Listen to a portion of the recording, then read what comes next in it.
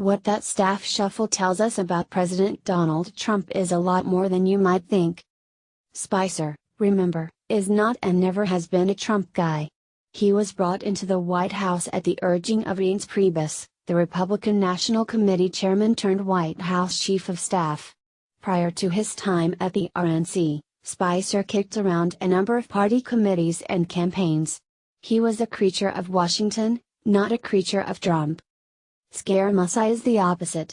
He is a New York City guy who made his living as a hedge fund manager. He once worked at Goldman Sachs, like a number of Trump's closest advisors.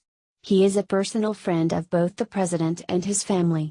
CNN's Jeff Zeleny reported that Ivanka Trump and her husband, Jared Kushner, supported Scaramucci's hire. He is also an experienced, bare-knuckled television presence. The move from Spicer to Scaramucci reflects a decision by Trump to surround himself almost entirely with people loyal first and foremost to him, as opposed to the Republican Party or the Washington establishment. And it comes as Trump hunkers down for what appears to be an inevitable collision with Robert Mueller, the former FBI director who is leading the special counsel's investigation into Russia's meddling in the 2016 campaign and possible collusion between the Trump campaign and the Russians. Over the course of even the last 72 hours, Trump has not only shuffled his legal team but also embarked on an aggressive strategy to take the fight to Mueller and his investigative team.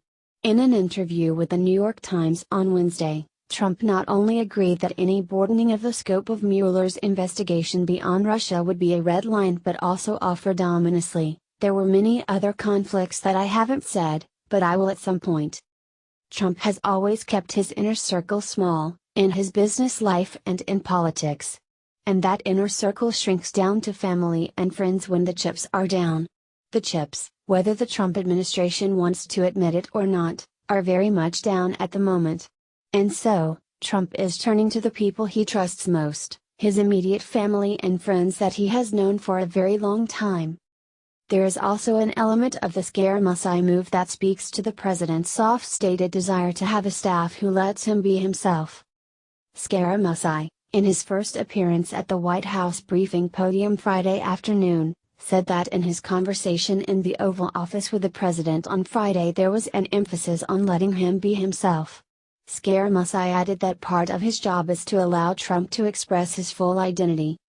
"I think it is very important for us to let him express his personality," he later added.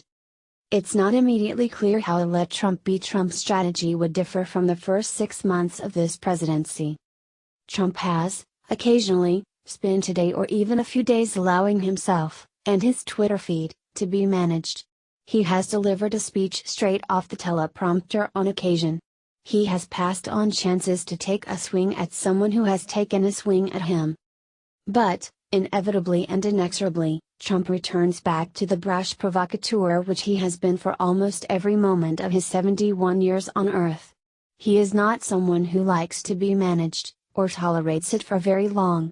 What Trump seems to prefer is to surround himself with a group of people with whom he can kibitz rather than a group of people telling him what to do. Scaramucci seems to fit that mold perfectly, in a way Spicer never did. With the hiring of Scaramucci, among other moves of late, Trump is doing what almost anyone would, going back to what, and who, he knows. In doing so, Trump appears to be willing to live or die, politically speaking, by leaning as hard as he can into doing exactly what he wants to do.